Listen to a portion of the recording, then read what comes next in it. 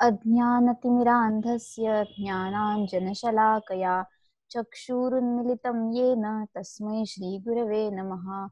वाक्यकारं वररुचिं भाष्यकारं पतञ्जलिं पाणिनिं सूत्रकारं च प्रणतोऽस्मि मुनित्रयम्। अनादिनिधनं ब्रह्म शब्दतत्त्वं यदक्षरं विवर्तते अर्थभावेन प्रक्रिया जगतो यतः।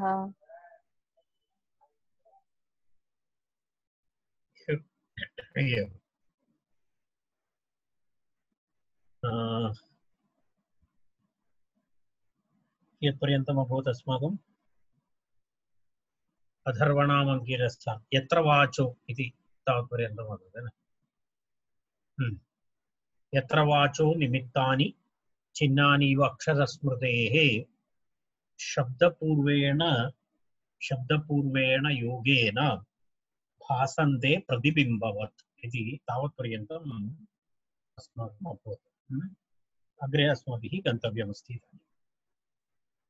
तत्र श्लोकद्वयम् इतोपि श्लोकद्वयमस्ति। तत्र पूर्वोक्तव्याकरण प्रयोजनस्य तत्र प्रतिपादनं भवति। एकनिमेषः अहम् एकविषयं पश्यन् अस्मि। वाक्यं पश्यन् अस्मि। एकनिमेषः।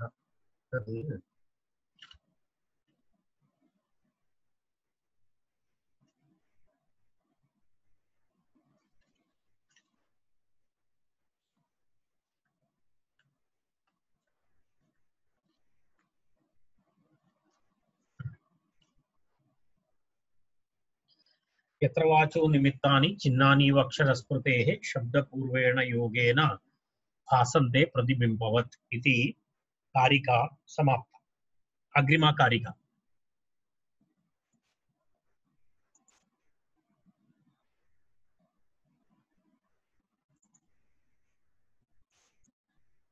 अग्रिमा कारिका अस्ति। अहं पठामि, भवन्तः अपि पठन्तु, ततः अग्रे गच्छामः। अथर्वणामङ्गिरसाम्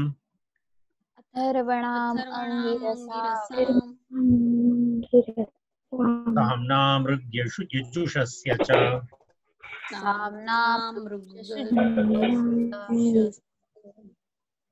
यस्मिन्नुच्चावचा वर्णा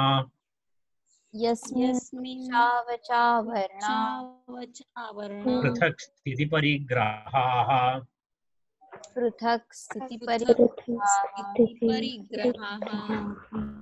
पुनरेकवारम्। अथर्वणामङ्गिरसाम्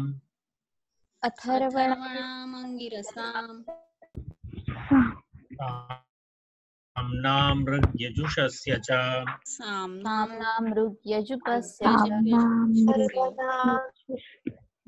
यस्मिन्नुच्चावचा वर्णा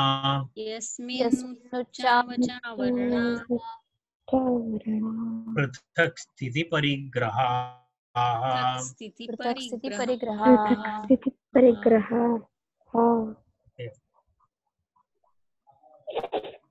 अत्र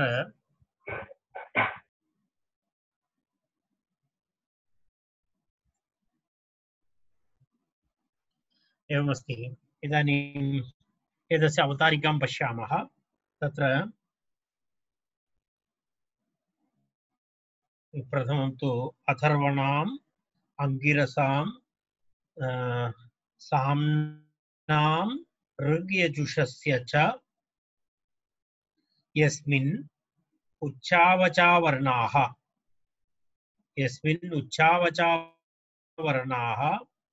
पृथक् स्थितिपरिग्रहाः इति तत्र पदच्छेदः। पुनरेकवारं पदच्छेदं पश्यामः।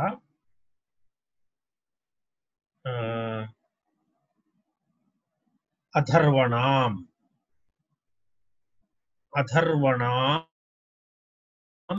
अङ्गिरसां साम्नां ऋग्यजुषस्य च यस्मिन् उच्चावचाः वर्णाः पृथक् स्थिति परिग्रहाः इति पदच्छेदः। तत्र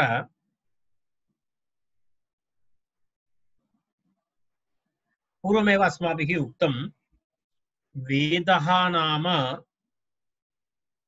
ओंकारस्य ओंकारात् जाताः वेदाः। तद् वस्तुतः एक एव अस्ति, ततः भिन्न भिन्न वेद भागेन भिन्न भिन्न भिन्न भिन्न प्रविभागाः जाताः इति अस्माभिः पूर्वमेव उक्तं। तर्हि वस्तुतः वेदः ओंकारस्य ओंकार एव वेदः। तत्र पुनः ऋग्वेदः, यजुर्वेदः, सामवेदः, अथर्ववेदः इति तस्मिन् कोऽपि भेदः नास्ति। तत्र कोऽपि यदा यदा यजुस्साम अथर्वभेदः अपि नास्ति, शाखाभेदः अपि नास्ति, स्वरभेदः इत्युक्ते उदात्त अनुदात्त स्वरितादि स्वरभेदाः अपि न सन्ति।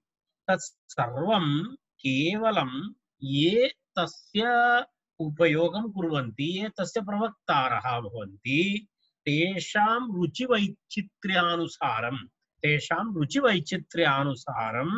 एते भेदाः वस्तुतः कल्पिताः। ओंकारः तदेव सत्यं। ततः पुनः यत्किमपि अन्यद् भासते, ऋग्यजुस्सामाथर्व इति भेदाः अथवा पुनः शाखाभेदाः, एकशतमध्वरिशाखा इत्यादिकं वयं पूर्वं पठितवन्तः। एते शाखाभेदाः, उदात्त अनुदात्त स्वरितादिभेदाः, एते सर्वे वस्तुतः एते सर्वे भेदाः किमस्ति, कल्पिताः भवन्ति इत्यर्थः। वस्तुतः सत्यं नास्ति, परन्तु एतत् सत्यम् एवमस्ति इति अवगन्तव्यं चेत् एतदेव सत्यमस्ति, एतद् अनेकविधं नास्ति इति अवगमनाय व्याकरणस्य अध्ययनं करणीयम् इति तदेव अवगन्तुं शक्नोति इति एतत् आशयं मनसि निधाय अग्रिमा कारिका आचार्येण अत्र उक्ता। एतत् अथर्वणाम् अंगिरसां साम्नां ऋग्यजुषस्य च यस्मिन् उच्चावचावर्णाः पृथक् स्थिति परिग्रहाः इति तत्र प्रतिपादितमस्ति। तर्हि अत्र पश्यतु, स्फोटे अन्यगत तत्र किञ्चित् स्पष्टता न्यूना अस्ति। अतः अत्र यत् अहं दर्शयामि तत्र पठितुं किञ्चित् कष्टमस्ति। स्फोटे अन्यगत कत्वादि अवभासवत् अन्यगतस्यैव उदात्तत्वादेः अवभासः, अतः न उदात्तत्वादि विरुद्ध धर्म संसर्गकृतोपि स्फोटभेदः इत्याह। इत्युक्ते न स्फोटभेदः, स्फोटे कोऽपि भेदः नास्ति इति कथयितुम् आरभते इति न स्फोटभेद इत्याह। तत् कथम्?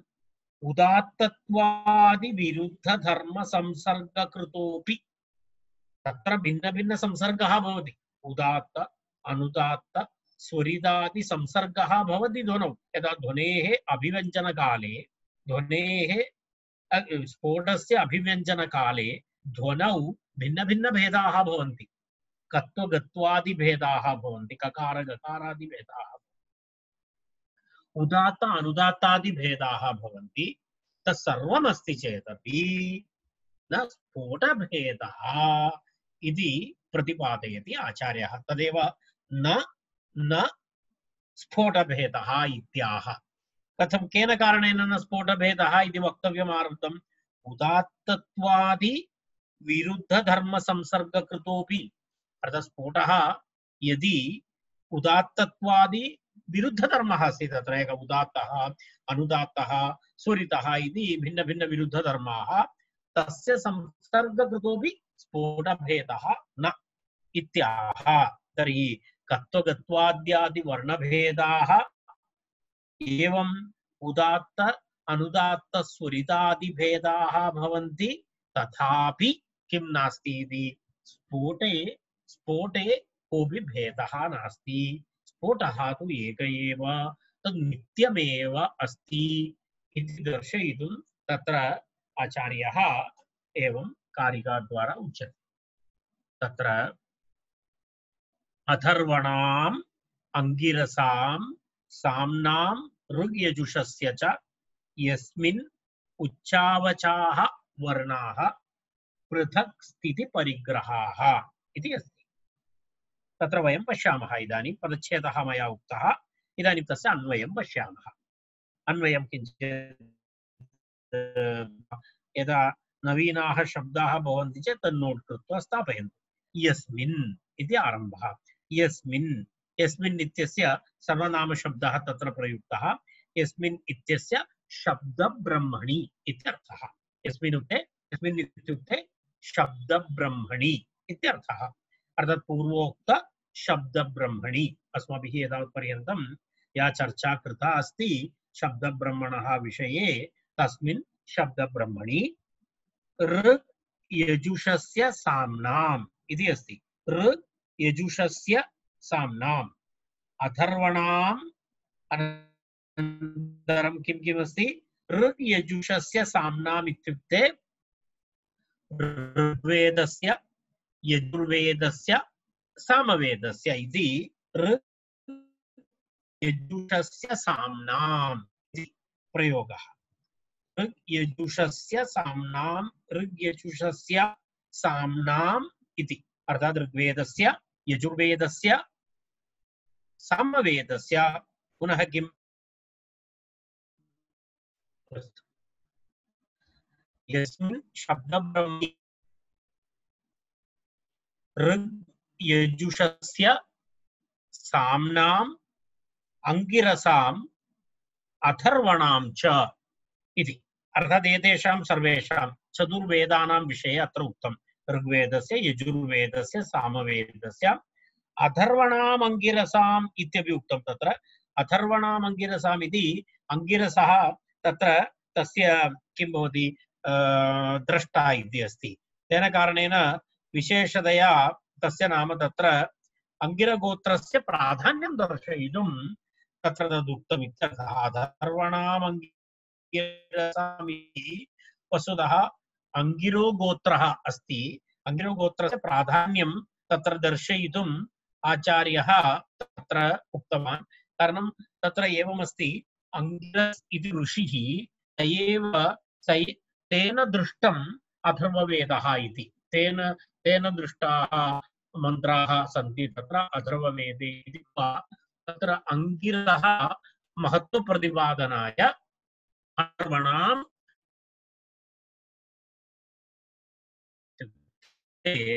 उदात्त अनुदात्ताः वर्णाः यदा सन्ति इव प्रतीयन्ते वस्तुतः एवम् उदात्तस्वरः इति अनुदात्तस्वरः इति स्वरितस्वरः इति प्रतीयन्ते प्रतीतिः भवति प्रतीयन्ते इति तत्र नास्ति प्रतीयन्ते इति अस्माभिः तत्र योजनीयं भवति प्रतीयन्ते इति अस्माभिः योजनीयं भवति तर्हि तावत्पर्यन्तं वयं पश्यामः पुनरेकवारं यस्मिन् शब्दब्रह्मणि ऋग् यजुषस्य साम्नाम् अंगिरसाम् अथर्वणां च उच्चावचाः वर्णाः प्रतीयन्ते उच्चावचाः वर्णाः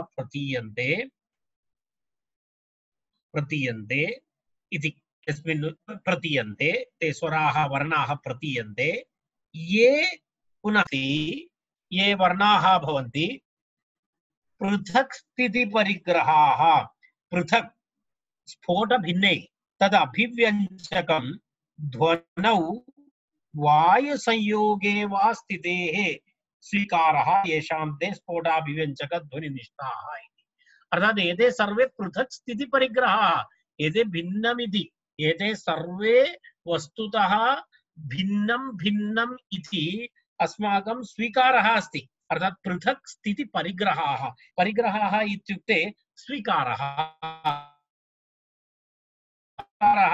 एतेषां वर्णानां पृथक्त्वम् अस्माभिः स्वीकृतमस्ति। पृथक् स्थितिपरिग्रहाः एते, परन्तु यदि पृथक् स्थितिपरिग्रहाः चेदपि वस्तुतः स्फोटे केनापि प्रकारेण कोऽपि भेदः नास्ति इत्यर्थः। एते सर्वे भवन्ति, वेदाः भवन्ति, ऋग्वेदः भवति, सामवेदः भवति, यजुर्वेदः भवति, अथर्ववेदः भवति, पुनः तस्मिन् अन्तर्गत शब्दब्रह्मणि अन्तर्गत उच्चावचाः वर्णाः भवन्ति। एतेषां किमस्ति? पृथक् स्फोटभिन्नमस्ति। तत् स्फोटः नास्ति, एते सर्वे स्फोटभिन्ने तत् अभिव्यञ्जके, अर्थात् स्फोटस्य अभिव्यञ्जके। स्फोटस्य अभिव्यञ्जकः नाम किं भवति? स्फोटस्य अभिव्यञ्जकः नाम ध्वनि, स्फोटः नाम शब्दः, स्फोटस्य अभिव्यञ्जको नाम ध्वनिः। तर्हि ध्वनौ अथवा ध्वनौ इत्युक्ते वायुसंयोगः, ध्वनौ नाम वायुसंयोगः, अस्माकम् उच्चारणं यदा वैखरी इति यदुच्यते, तत्र वायुसंयोगे वा स्थितेः स्वीकारः भवन्ति। अर्थात् एतस्य एवम् एतौ सर्वे अपि ध्वनौ स्थिताः इति वस्तुतः पृथक्ग्रहाः इति भवन्ति। अर्थात् स्फोट अभिव्यञ्जक ध्वनि निष्ठाः इति, अथवा ध्वनि अभिव्यञ्जक वायु संयोग निष्ठाः वा भासन्ते इत्यर्थः। एतत् शब्दद्वयमपि अत्र अस्ति, भवन्तः पश्यतु, अत्र पश्यतु, एतद् व्याख्यानं किञ्चित् महत्त्वपूर्णं। पृथक् अर्थात् पृथक् स्थितिपरिग्रहाः इति, एते सर्वे वर्णधर्माः वर्णधर्मत्वेन भासमानाः। एते सर्वे के? ऋग्वेद, यजुर्वेद, सामवेद, अथर्ववेदः, तत्र वर्तमानाः उच्चावचाः वर्णाः। उच्चावचाः वर्णाः इत्युक्ते उदात्त अनुदात्त स्वरिदादयः वर्णाः, वर्णधर्माः वर्णधर्मत्वेन भासमानाः, पृथक् स्थितिपरिग्रहाः। पृथक् पृथक् इति स्फोटभिन्ने तदभिव्यञ्जके ध्वनौ इति, अर्थात् स्फोटभिन्ने तदभिव्यञ्जके, स्फोटस्य अभिव्यञ्जके ध्वनौ, प्राकृतध्वनि वैकृतध्वनि, तत्र ध्वनौ तत्र स्थितेः परिग्रहः, स्थितेः स्वीकारः, येषां ते किं भवति? स्फोटाभिव्यञ्जकध्वनिनिष्ठाः अथवा तादृश ध्वनि अभिव्यञ्जक वायुसंयोग निष्ठा वा इति भासन्ते इति भासन्ते। वस्तुतः एते सर्वे वस्तुतः कल्पित विरुद्ध कर्म अध्यासाद् न स्फोटनानात्वम् इति भावः। तत्र पश्यतु, तथा च न कल्पित विरुद्ध धर्म अध्यासाद्, अत्र विरुद्ध धर्मः उदात्त अनुदात्त स्वरितादि विरुद्ध धर्माः कल्पिताः भवन्ति। कल्पिताः आरोपिताः अध्यासः इत्युच्यते। अध्यासः अध्यासः इत्युक्ते अध्यासः इति विवर्तः इत्यर्थे भवति। यदा यदा भवन्तः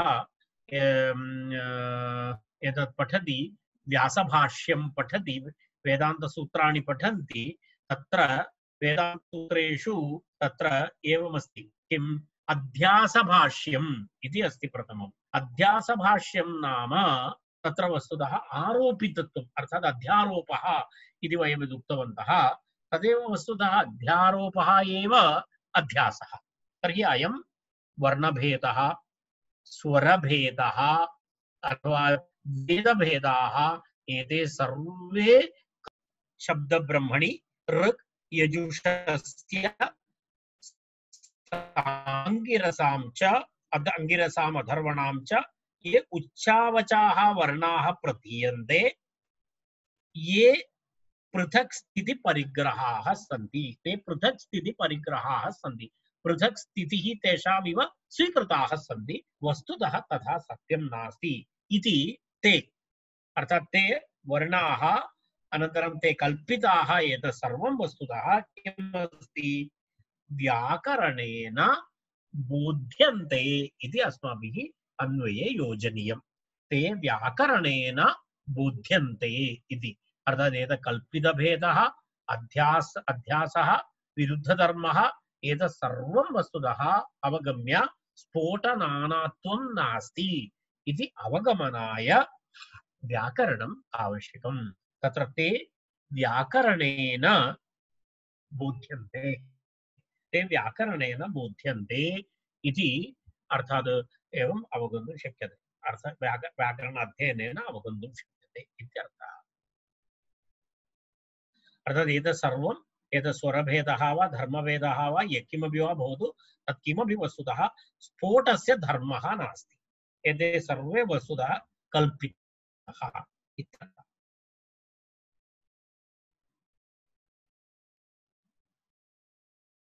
स्फोटस्य एकत्वं तद्वदेव तिष्ठति एवम् अत्र भेदाः सन्ति इति कृत्वा स्फोटस्य कोऽपि भेदः न भवति इति एतस्य सारांशः तावदेव वक्तव्यमस्ति अस्य विषये एकवारं कारिकां पठित्वा अग्रे गच्छामः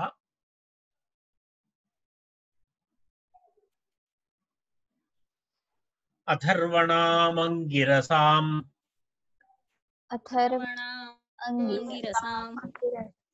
साम्नामृग्यजुषस्य च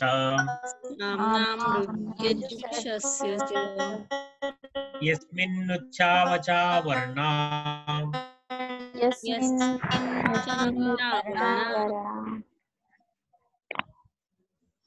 पृथक् स्थिति परिग्रहाः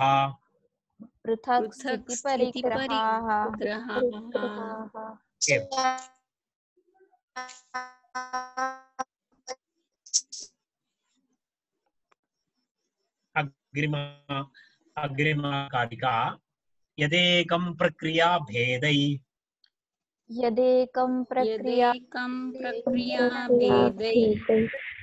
बहुधा प्रविभज्यते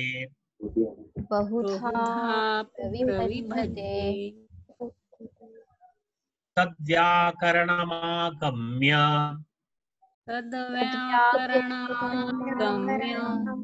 परं ब्रह्माधिगम्यते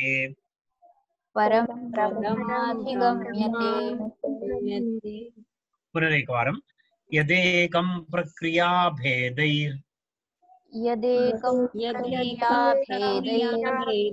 बहुधा प्रविभज्यते तद्व्याकरणमागम्य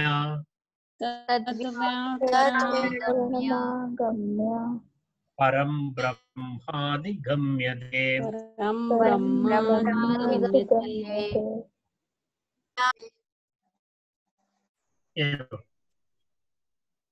तत्र पदच्छेदं पश्यामः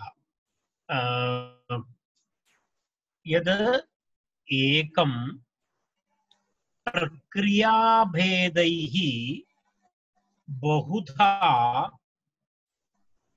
प्रविभज्यते तद् व्याकरणम् आगम्य परं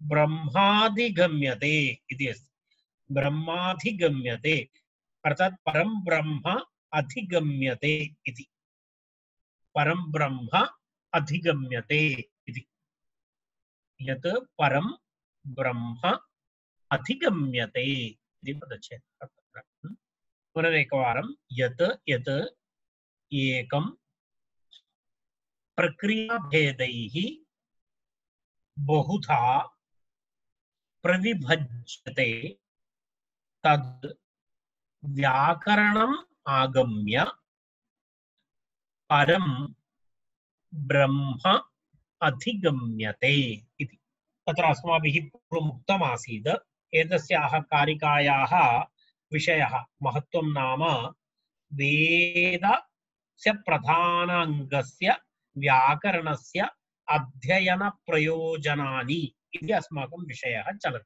11 कारिकातः 22 कारिकापर्यन्तं अयं विषयः इति मया पूर्वं सूचितः। इदानीं व्याकरणाध्ययनस्य प्रयोजनानि इति विषयः अत्र समाप्तः भवति। तस्य समन्वयरूपेण अन्तिमा कारिका अस्ति तस्य विषयस्य। एतस्य कारिकायाः महत्त्वं नाम वेद व्याकरणाध्ययनस्य प्रयोजनानि इति वाक्यपदीयदिशा एतद् अन्तिमः श्लोकः। 11तमकारिकातः आरभ्य 22तमकारिकापर्यन्तम्। तर्हि पुनः वयम् अग्रे गच्छामः। तर्हि तत्र सामान्यम् अन्वयं पश्यामः। यत् यत् इति पूर्वोक्त यत् परं ब्रह्म, यत् परं ब्रह्म, परं ब्रह्म इति पूर्वोक्त नादब्रह्म इति वदतु, अन्यथा शब्दब्रह्म इति वदतु, तत् यत् परं ब्रह्म तद् वस्तुतः एकं, तद् एकमेव अस्ति, तद् एकम् अपि, तद् एकमेव अस्ति, अपि इति अस्माभिः योजनीयं भवति। तत्र यत् परं ब्रह्म एकम् अपि,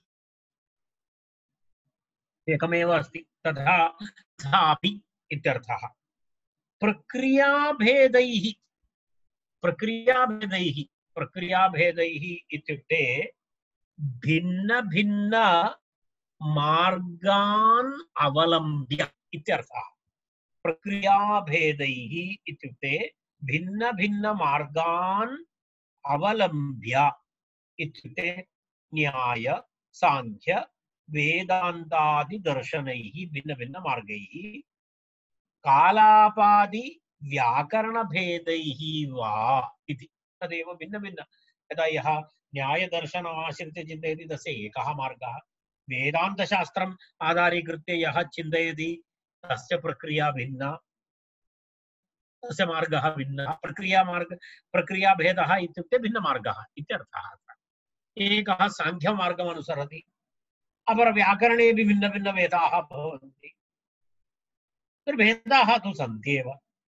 तर्हि प्रक्रियाभेदैः भिन्न भिन्न मार्गान् अवलम्ब्य किं भवति, बहुधा भिन्न भिन्नेन प्रकारेण इति।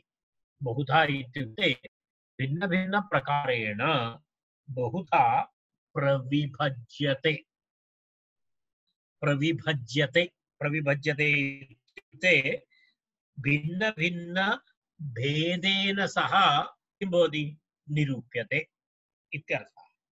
वर्ण पाद वाक्यादि भेदेन वा भवतु अथवा भिन्न भिन्न प्रकारेण तत्र तत्र भवतां विवरणे अस्ति कर्तृत्व उदासीनत्व विवर्त उपादानत्वादिना अथवा वर्ण पद वाक्यादि भेदेन वा प्रविभज्यते, प्रविभज्यते इत्युक्तम्। प्रविभज्यते इत्युक्ते, प्रविभज्यते इत्युक्ते किं भवति, भिन्न भिन्न स्वरूपेण प्रतिपाद्यते। एकमेव अस्ति यत्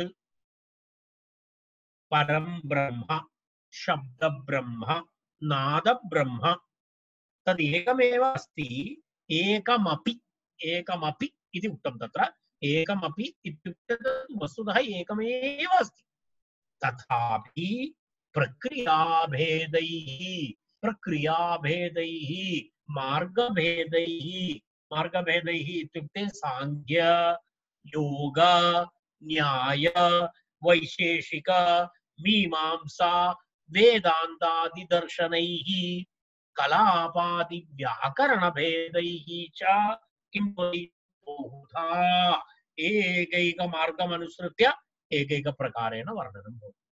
बहुधा प्रविभज्यन्ते, बहुधा निरूप्यन्ते, बहुधा व्याकरणे एतद् दर्शनादिभेदम् उक्तवान्। व्याकरणेपि एवमस्ति, कालापव्याकरणमस्ति, ऐन्द्रव्याकरणमस्ति, चान्द्रव्याकरणमस्ति, तत्र व्याकरण आचार्याणां भेदाः, तत्र पुनः वर्ण पद वाक्य आदि भेदाः, एवम् अनेक भेदाः दृश्यन्ते, तत्र अनेक भेदाः दृश्यन्ते।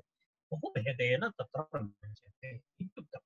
तत् प्रथमभागः। तदनन्तरं पुनः अग्रे वदति तत् इदानीं पूर्वोक्तं यत् परं ब्रह्म एकमपि प्रक्रियाभेदैः बहुधा प्रविभज्यते तत्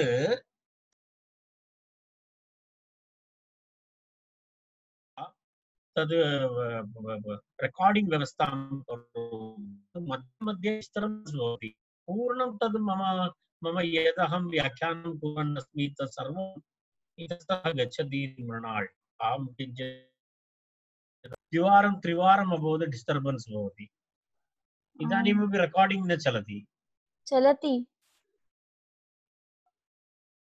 भवन्तः किञ्चित् तस्य व्यवस्थां करोतु अन्यत् कामपि व्यवस्थां करोतु न क्षम्यतां व्याकरणम् आगम्य परं ब्रह्म अधिगम्यते इति उक्तम् अधिगम्यते इत्युक्ते प्राप्यते इत्यर्थः अधिगम्यते इत्यस्य प्राप्यते इत्यर्थः इत्युक्ते वयं तत् पूर्वमेव उक्तवन्तः महता शब्दब्रह्मणा सह सायुज्यं प्राप्नुमः इति तदेव वस्तुतः अत्र कन्क्लूडिङ्ग् अस्ति आचार्यः अत्र आगत्य व्याकरण अध्ययनस्य प्रयोजनानां तत्र कन्क्लूड् करोति तत्र पुनरपि एकवारं तत्र पश्यामः किञ्चित् विवरणं करणीयमस्ति अहं केवलम् अन्वय विवरणं कुर्वन् अस्मि इदानीं तर्हि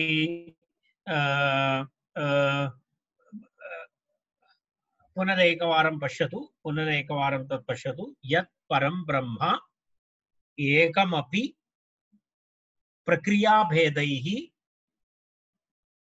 बहुधा प्रविभज्यते तद् व्याकरणम् आगम्य